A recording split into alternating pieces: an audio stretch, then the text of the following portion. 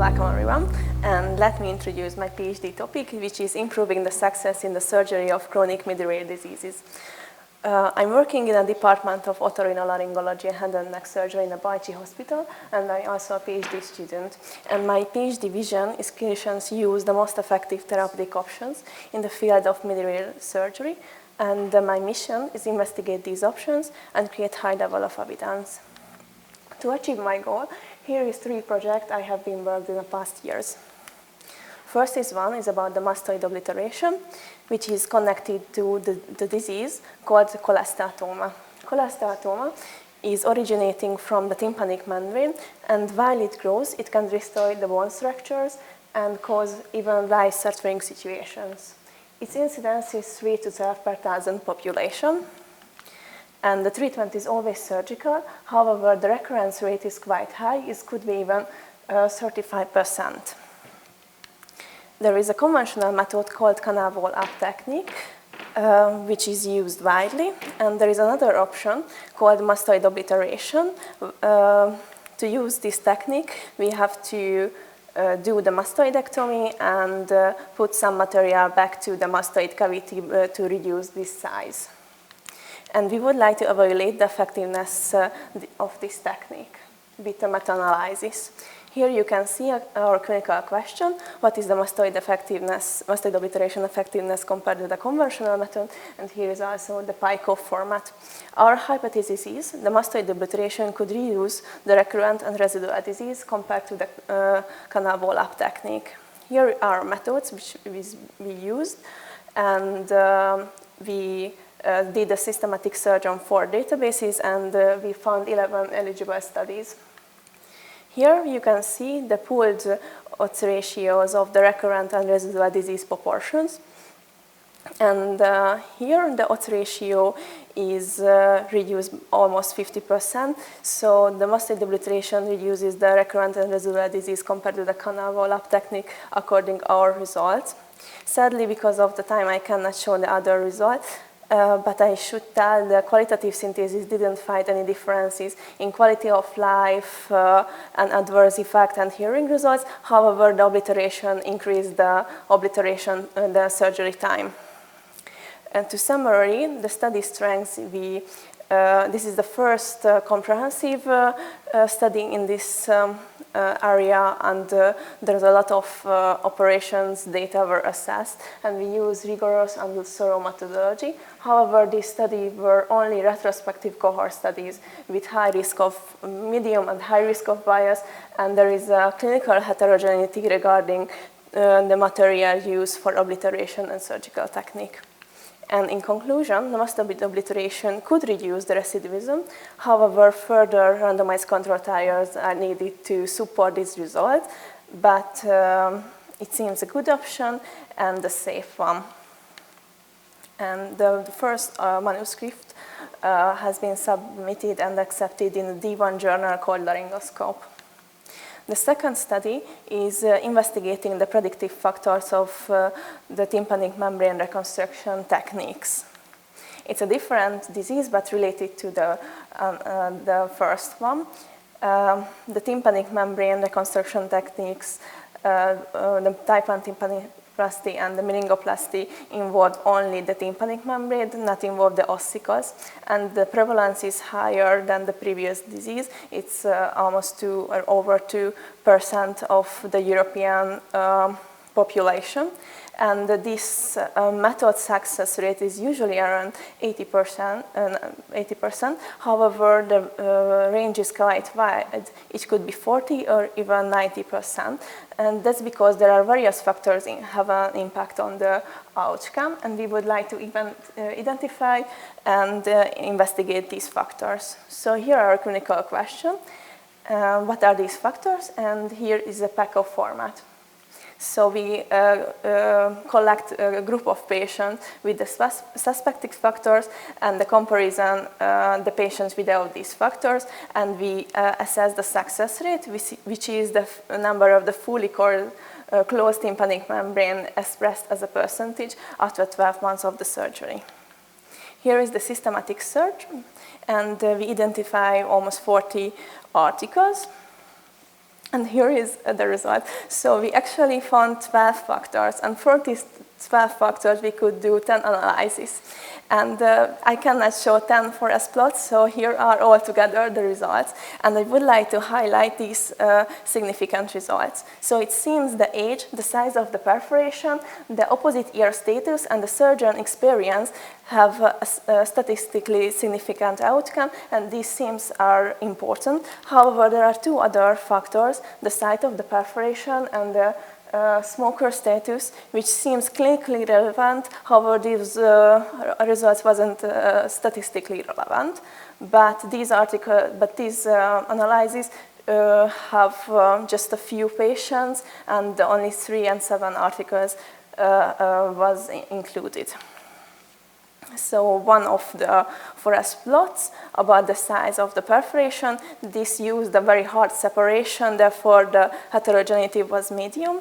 And here is another interesting result when we compare the residents and the senior surgeons, and this was a very homogeneous result.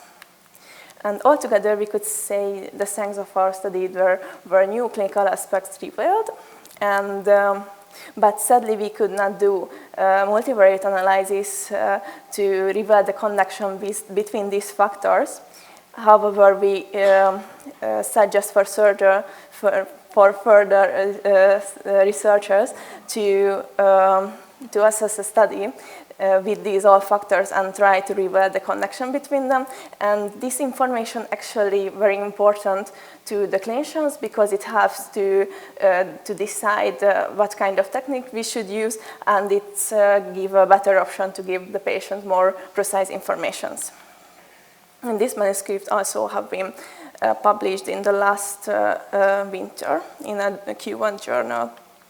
And lastly, the third study is investigating the applicability of the fat graft meningeoplasty, which is a multi-center, one-arm prospective study with the Semmelweis University otolaryngology clinic. And the tympanic membrane perforation leads to hearing loss, recurrent ear infections, and otorrhea. Previously, we talked about the predictive factors, but now talking about the technique. And there is a technique called fat graft meningoplasty, which uses fat to repair the perforated tympanic membrane. This technique is minimally invasive, inexpensive, very quick technique, and there are many advantages. However, there is no guideline and recommendation, and only a few data exist in the literature. So we would like to provide more information about the applicability of this technique. And our clinical question is, what is the effectiveness at 1 year follow-up? And we would like to involve patients with small and medium-sized perforations. And with this knowledge, we would like to extend this applicability of the procedure. And here again, the 3 specific goals, and the last one I'm currently working on, and some additional activities, some congresses and conferences where I have been participated or I will be, and I'm also working on another study in the hospital, a retrospective chart review with my partner, Barbara Kormendi, who is a first-year student. And thank you so much for your attention. I am happy to answer to your questions. So I see a very nice red bars, horizontal lines in your forest plots. Which forest plots? What? Because I show 3. So the first one or? Any of them. Any. Okay. So yes, on the bottom there is a red one. So what's that? So it's the prediction interval. And what does it mean? Well, this is about the future estimation. This is a range where the future estimation probably will be. And instead of the confidence interval is always wider than that. And the confidence interval is about these results, but it tells about the future. So it's supposed to be wider. Yes, so if we are making another study, it will be probably in this Yes, but area. My studies all was retrospective ones, and from these it's very hard to make assumptions and predictions. So yes, And another question, if I can ask, that you showed us that there is a difference between the experimented doctors and the young ones in your second study. Yes. When we can say that somebody is a senior and a resident, so it will be a Yeah. hard cutoff, or how can I imagine this situation? So the residents probably in the first 5 years in their program, and the seniors are specialists above 10 years with experience. So and it's because of their age, or what? Yeah, could be, because or of could their be? age and their experience. So they should have more hundreds surgeries done. Do you think it's probable to make some additional teaching thing to improve the residents to know it No, earlier, it's or we have to wait, everybody? No, it's a learning curve, and in the beginning, of course, you are not the best, but therefore maybe you should start with the easier surgery. When for example, these factors showed the small perforation size and maybe older patients, and not start with a large perforation and the 5-year-old kid, because the ear is also very small. So you always start with the small steps. For example, I'm in a hospital, I'm not operating ear yet, but later I will. But first I have to learn other techniques, and I have to skilled with like skin surgery and other part. When I'm manual skills, I will be enough to start like other surgeries. So every country and every hospital have different learning curve, and this is just a representation. We don't know in fact how many surgeries these residents have been done, but of course if you are just practicing it only few years, like 1 or 3 to 5, you don't have any experience like the senior surgeon who have 10 years experience. And about this project or this technique, the tympanoplasty is, every otology must do in some way. Like this is also like the fast surgery and tonsillectomy, so it's done by every otolaryngologist, even though the mastoid obliteration, it's different because it's more complicated and might not every surgeon does. But this technique, every surgeon does. Thank you very much. Thank you so much. I believe it's one of the largest pool of information what we got today. Even though when we had discussions, you mentioned that it's not really easy to do your clinical study because of there are differences in the methods of how they use or how you use your approach and how they would use the control methods. Am I right? Yeah, you're totally right. So it's like every surgeon have a taste, or like you can say even the tonsillectomy, every surgeon and every otolaryngologist does a little bit differently. However, there are established moments when it's the same, but some different things, and everybody adds some new things. So it's hard to homogenize that. And for example, there are several techniques to do the cholesteatoma surgery, and it's sometimes it's decided during the surgery because you don't know previously the exact size of the cholesteatoma, because the CT scans are not so sensitive. And here comes the direct question. Isn't it a problem in the meta-analysis of yours? Yes, thank you so much. Therefore, we did a subgroup analysis on the surgical method, and also we did a meta-analysis on the surgical material, like the obliteration material. And sadly, we have just a few number of included studies, so we couldn't do we didn't detect differences, but maybe there. Thank you so much.